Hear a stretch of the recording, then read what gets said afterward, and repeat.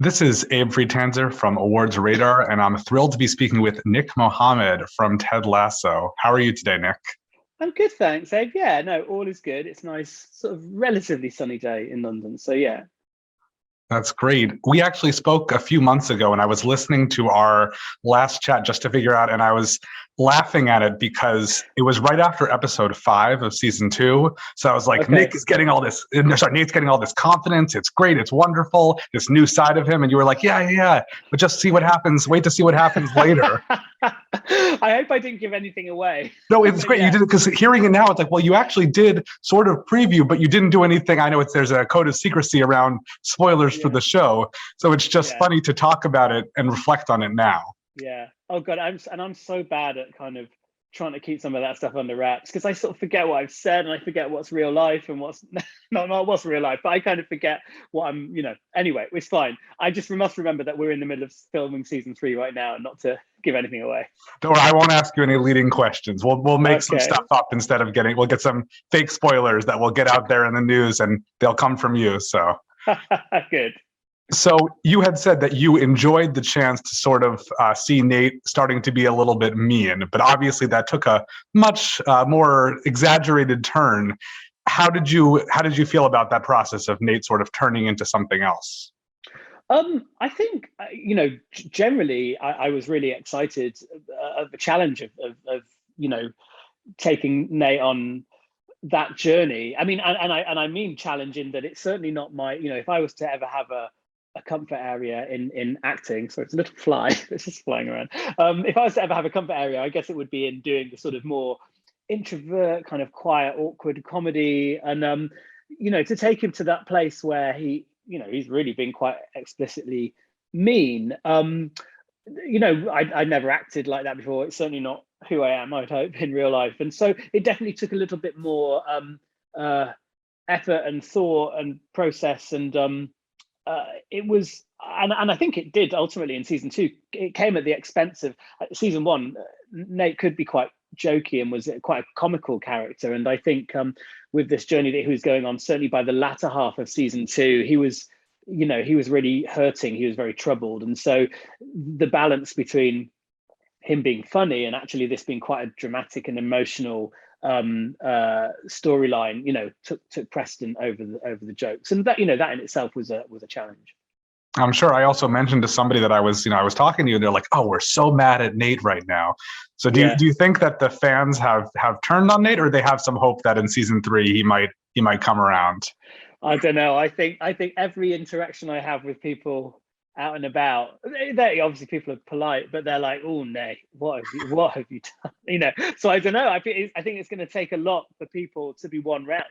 If they are to be one round, he might be the one character that doesn't get that redemption. But I'd like, in a romantic way, and certainly I was feeling this at the start. At the end of season 2, I was like, oh, let's hope that he gets redeemed because these fans are really they're angry at him. They almost for them they need to see him kind of come full circle and become good again. But I sadly can't promise that because expect the unexpected with Ted Lasso. Right.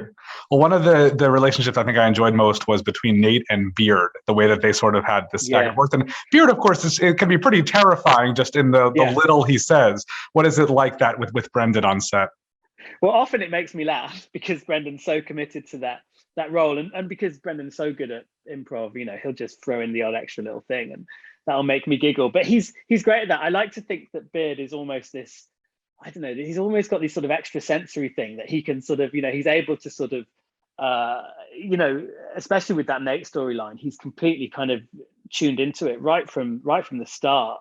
And to the extent that he effectively keeps it from Ted. Ted, it's something that Ted is oblivious of, and obviously comes to a head in that season finale. But yeah, Beard has got an eye on Nate for sure, right from episode 5. I want to say he's sort of clocking the sort of smaller things that Nate is doing.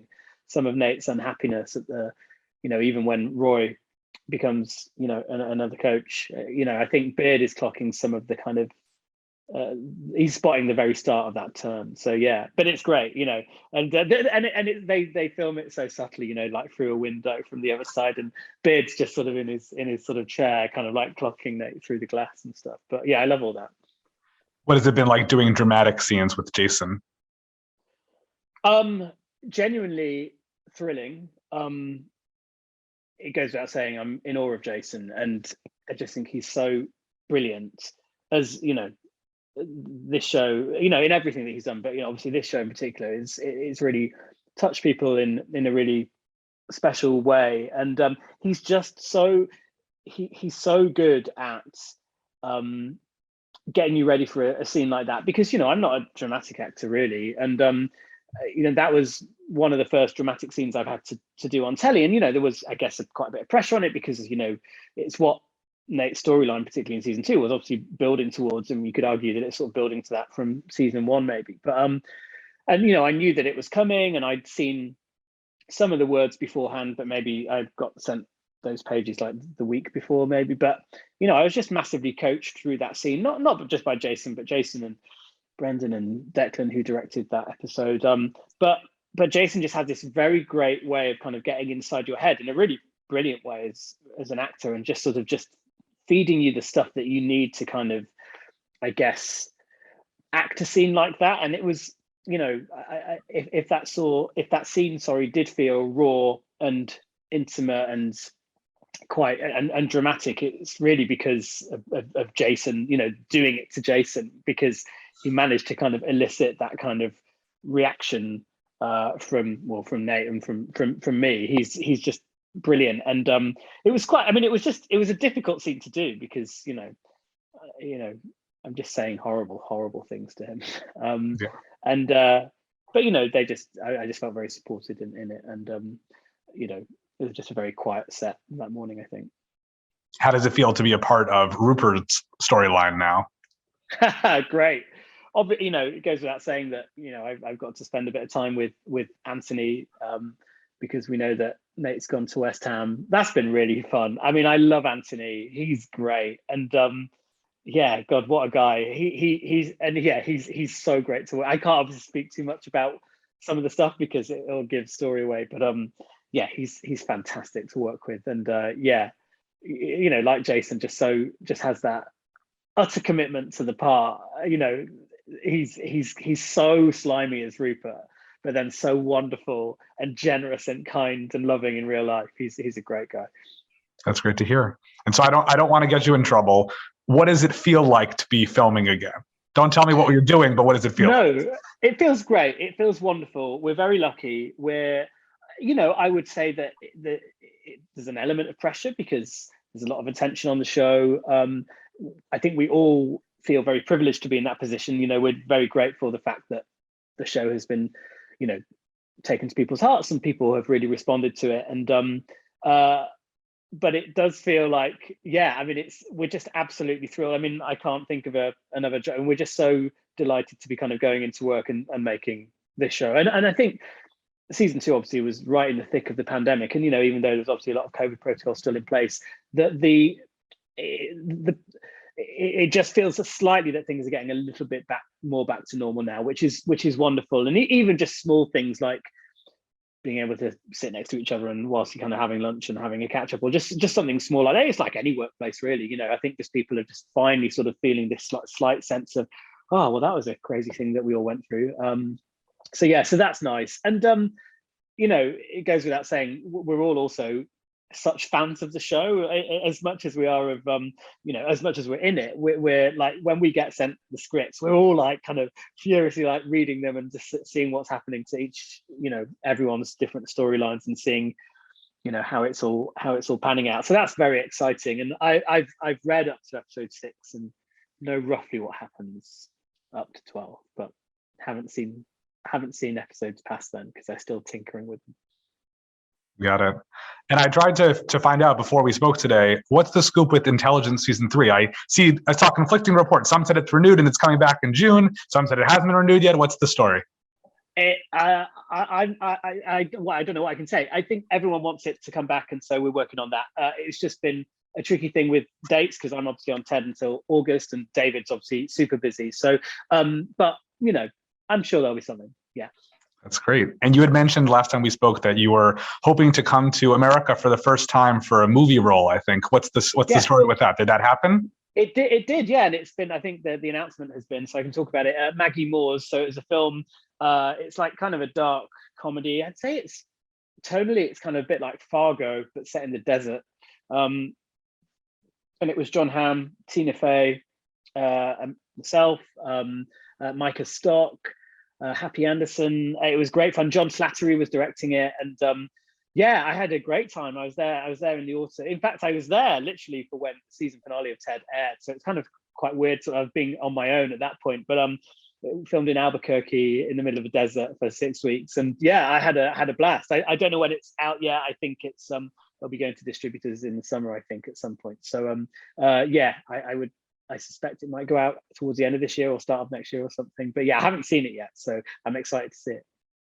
One of the things that's most fun about Ted Lasso is watching the American characters adjust to life in London. What surprised you most about America? What surprised me, oh gosh, I mean, it seems a really obvious thing to say, but just the vastness of it. I mean, you got to appreciate that in like the UK, I mean, if I really wanted to, I could drive to the north, the most northern point of the UK, and be there I could drive it by tomorrow. You know, I mean, I'd have to be committed. It'd still be like a 13, 14 hour or whatever, but you could do it. And you know, south is only like 2 hours away. So, but just like looking, I remember like thinking, I had like 2 or 3 days off. I was like, oh, I could go to Vegas or something. And I was in New Mexico.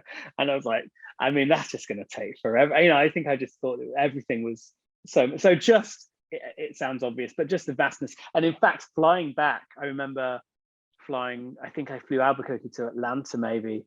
And just the expanse, and I could see, you could see the desert because it was really clear.